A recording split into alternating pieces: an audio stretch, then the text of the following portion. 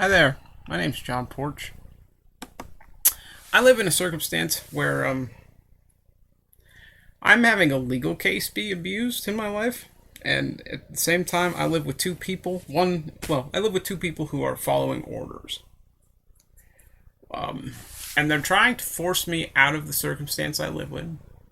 They're trying to say and do things to me and make me out to be mentally unwell for somebody named Dave Withers. All of what's going on in my life is digitally recorded. Um, they're doing that because they're following Dave's orders. And they're doing that because Dave is a dude that is abusing a legal case and trying to make me out to seem like either I'm insane. He's also trying to put me in circumstances where I'm in some way socially vulnerable or socially,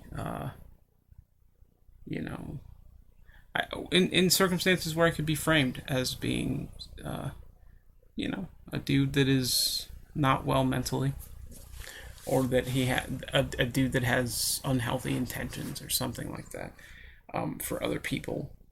If I'm, you know, if I'm if I'm homeless, if I'm being treated like shit, if I'm being treated like shit and then homeless, things like that. That's part of what he's trying to do. Um, in addition to being very abusive towards me, in addition to creating circumstances around my life, my living situation, where there are fake gunshots that are going off around me at times, and I have chased them down. And the other a couple weeks back, I chased him down to the point where I was walking through the creek area near my house in the middle of the night after I had heard them. And I, on my way to do that, I was walking through my neighborhood to see if there was anybody running around with a gun. And I actually witnessed somebody very slowly walking away, or no, very rapidly walking away from the housing area that I was in, and they walked to the Bear Valley Creek area, and walked through the trees and the bridge, one of the bridges out there along the pathway and everything. And I was just trying to make sure that if this was somebody with a gun, that they weren't actively pursuing anybody, and that they weren't able to get away without being identified in some way, if it was in fact them. And I continued to follow this person to a vehicle, in a neighborhood nearby, and then approached the vehicle and got their license plate, and then came home. And I was being observed when that was happening. I was being recorded when that was happening, and part of that, the whole point of those instances, is to try to frame me as a guy that is, a predator, or could be a predator. It's about framing me. It's not, and I say that because the predictive text that I found in that phone, my ex-wife's phone, was also, my dad doesn't think that he's a predator. And he knows I'm not, but he's been trying to create circumstances in my life where I feel pressured to do something, to do the right thing. And then the other end of him recording those circumstances is about trying to frame me as a predator, should he feel the need to use that evidence against me one day. That's what he's doing. And if I don't go out and do anything about stuff like that, well then, for him, it's that I don't care. Like, that's what he'll tell people. I don't care about whatever's going on in the world around me.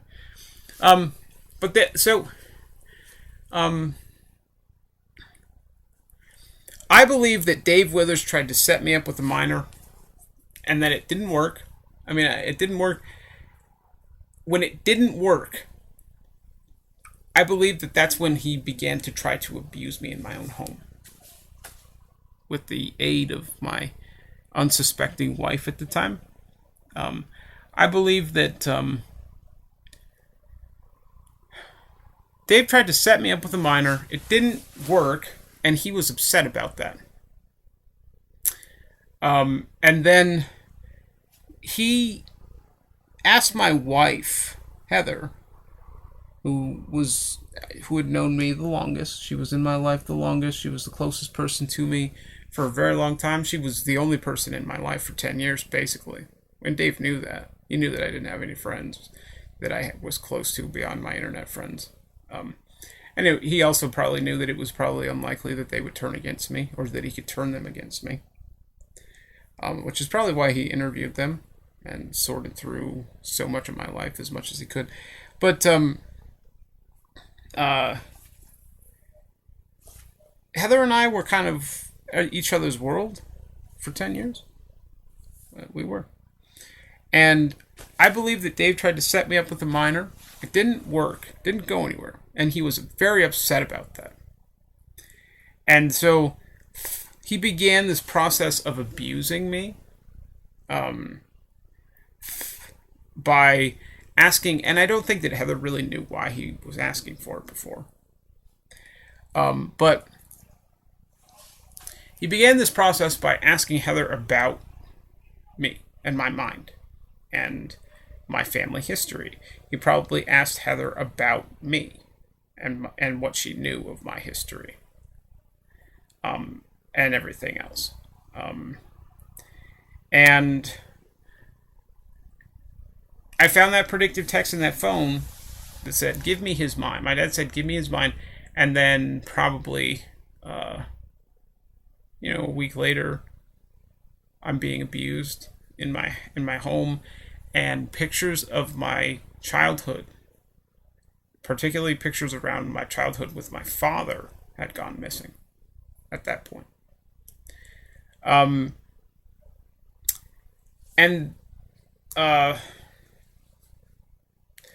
then the first phone call that I ever had with Dave was one where he was taunting me. He was trying to make an enemy out of me, basically. But he also tried to frame me with the coloring book at the end of my divorce. And I think that Patty, Heather's mother, and Heather, I think that Patty probably thought at that point that Dave was trying to be evil. Like, that he had evil intention towards me. And I also think that she told Heather that, and Heather probably thought the same thing, which is why the two of them didn't allow him to frame me with the coloring book.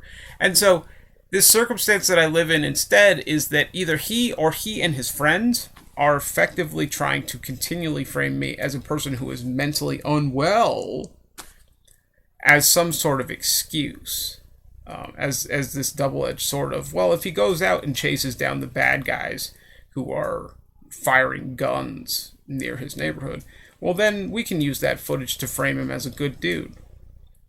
But if he chooses to not work with us, well, then we can also use it as footage to try to frame him as somebody who's a predator in his own neighborhood, as well as all of the abusive circumstance that I live with, in being talked about like a dog, like an animal, like a pet, being lied to, being gaslit over and over here in this apartment as it's recorded, to try to make me out as mentally unwell, to serve that function. But I also think that part of what he's been doing by way of being able to communicate with a lot of people wherever the fuck he wants is he's probably telling them very deliberate and specific information about me, particularly about minors, because I dealt with repression. I think that Dave is somebody who is giving out information about me as he sees fit to create a deliberate perception about me in different ways.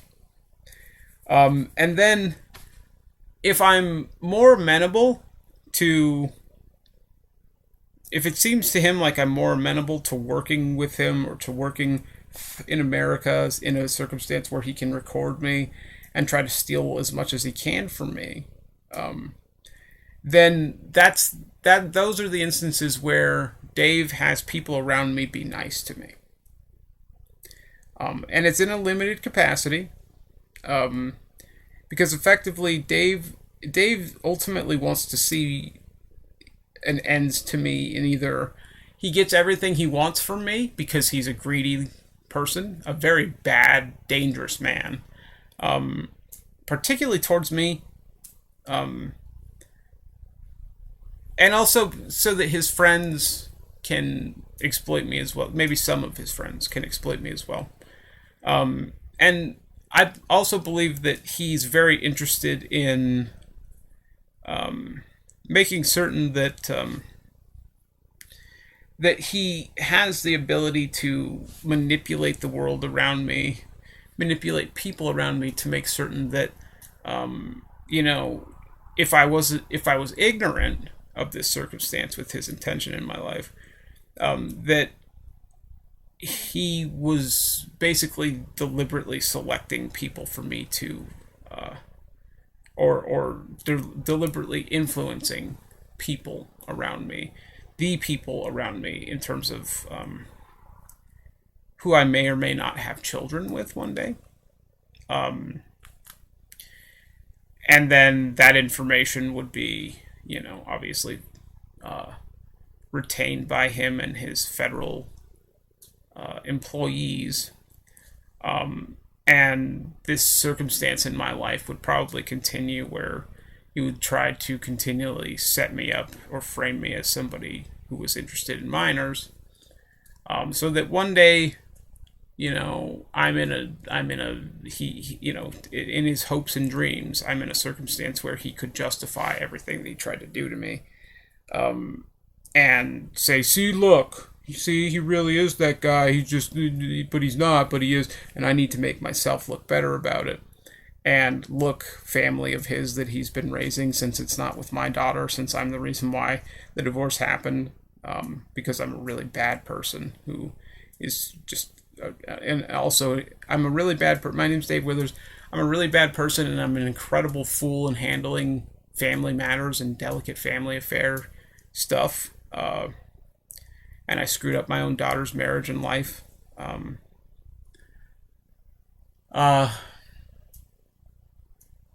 So listen, family, who he is instead ended up, you know, developing, creating. I have all of this evidence to show you that he's not mentally well. He's very sick.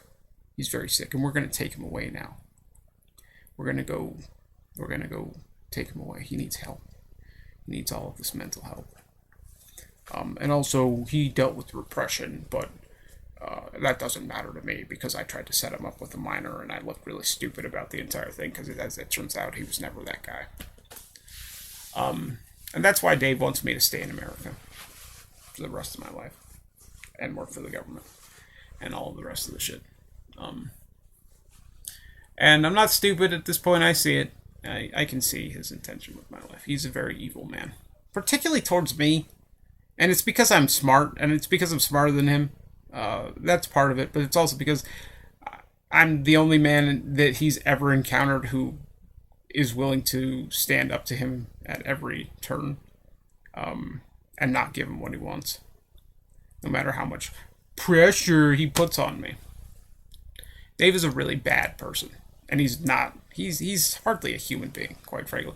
Like, he is that evil towards me. And another predictive text, I mean, I found a whole bunch in those phones. He will resist it first. My dad says he will resist it first. There was also, my dad and his uncles want to groom him. There was also, what else?